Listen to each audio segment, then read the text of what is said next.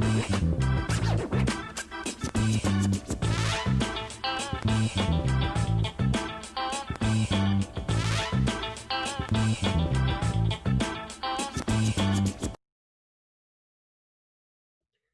Lunch and Learners.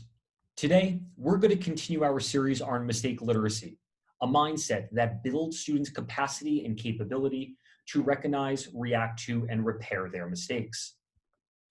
In today's installment, we're going to be asking ourselves how we as teachers can put students in a position to feel comfortable and confident engaging with their mistakes rather than turning away from them. But first, why is mistake literacy such a relevant topic right now?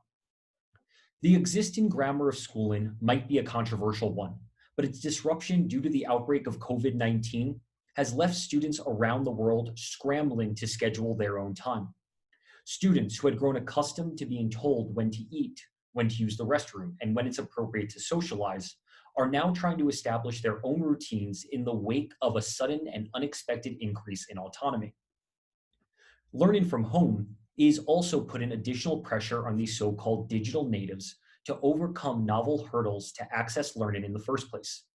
Students must work through issues with internet connectivity, the unfamiliarity of asynchronous learning platforms, and delays in the feedback loop, since questions are now often being answered by teachers via email rather than face-to-face. In short, students are trying to replicate the entire school experience from their homes, and understandably, it has not been a smooth transition for many. On a Zoom session with my 7th grade advisory, one student raised her hand and shared what many students have been feeling. "I really am trying my best," she said, "but I just keep messing up. I miss deadlines, forget to read instructions, and don't know where to submit my work. I try to fix it myself, but I just don't know where to start." Since students are now responsible to own so much more of their learning, there is simply more opportunity for error. In an age widely defined by change, disruption, and uncertainty, one thing is for sure: students will make mistakes. What is uncertain is whether students will learn from them. As common as mistake making is, learning from mistakes is not common at all. Mistakes, Jim Rickabow says, are the most undermined, undervalued way for learning to occur. And yet, students need to possess the confidence, independence, and skill to both navigate and learn from their mistakes. In short, our students need to become mistake literate. Now, more than ever before, mistakes are an inevitable part of the learning process. So how can we put students in a position to feel comfortable and confident engaging with their mistakes rather than turning away from them? To answer this question, we need to consider what teachers are actually in control of. When we think of this, we should think of it in terms of what interventions teachers can incorporate into their routine educational practices that do not require outside personnel. According to education researcher John Hattie, such interventions account for 30% of the variance in student learning, the single most influential source of variance other than the students themselves. So when it comes to growing mistake literate learners, we're going to focus on those proximal variables that are solely within a teacher's control. First, and most importantly, teachers must approach learning with the learner in mind. Educators need dispositions that include curiosity about students' learning abilities, eagerness for inquiry and empathy, and teachers need to be able to facilitate learners' acceptance of new ideas and provide strategies for motivation and emotional regulation for implementation efforts. In fact, simple as it is, looking at mistakes with curiosity as a sort of tip of a mystery that you're excited to unravel, this has been found to have a large 0.82 effect size, suggesting that a teacher who is deeply and authentically invested in tapping into each student's inner scaffolding can have a significantly positive impact on learning. Second is an appetite for peer collaboration. To support students in learning from their mistakes, teachers cannot operate in a silo. It must be something that students experience across all of their classes. Learning from errors requires teacher teamwork in terms of planning and implementation. Teachers' sense of shared responsibility and efficacy related to students' learning typifies strong personalized learning environments and is associated with increased student engagement. The third of these dispositional shifts revolves around the infusion of humor in the learning process. The research has found that humor can have a positive influence on errorful learning. Humor has a much more disarming, leveling, humbling, and most importantly, comforting effect than many might want to admit. Professional playfulness can relax tensions and create a more collegial atmosphere for content exploration. This can be especially effective if a teacher is able to use mistakes as learning opportunities and explore the unintended issues that arise.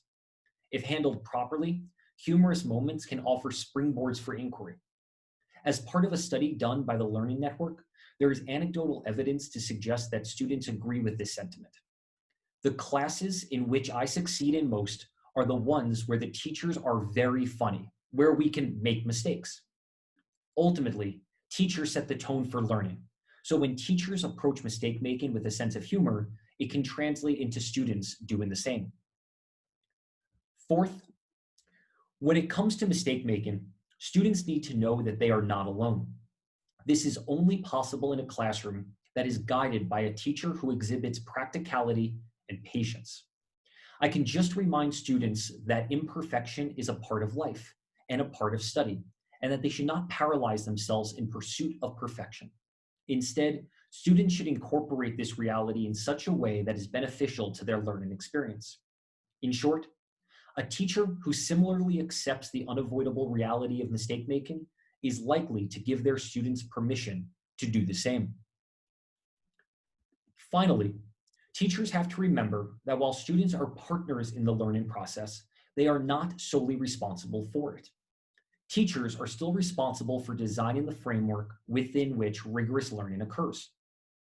According to psychologist Eric Fromm, freedom is not the absence of structure, but rather a clear structure that enables people to work within established boundaries in an autonomous and creative way. To build mistake-literate learners, this structure must account for, support, and seek to remedy the imperfections of the learning process. Productive failure is one way to make this happen. Productive failure is an instructional strategy that that combines the generation of divergent solution attempts with a subsequent instructional phase. In the initial inquiry phase, learners produce solutions that result in failure due to the fact that learners are commonly unable to discover or generate correct solutions to novel problems by themselves. The instructor then supports students to comprehend of and remedy their mistake making.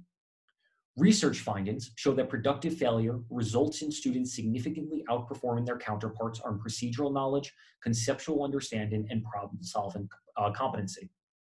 Beyond design, the tenor of the instructional phase has also been shown to impact productive failure's efficacy.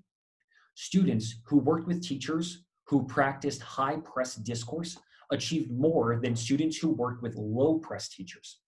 High press, in this case, is defined by a teacher's willingness to invite discussion about student errors and explicitly reference good mistakes. This approach, in turn, has been shown to cultivate a climate of mutual respect free from judgment. Now that we know what we as teachers can do, my next video will focus on what parents can do to support the growth of mistake-literate learners at home. As always, if you'd like to reflect on your learning, please follow the link embedded here. And of course, please continue to follow the Core Collaborative across social media. Thanks.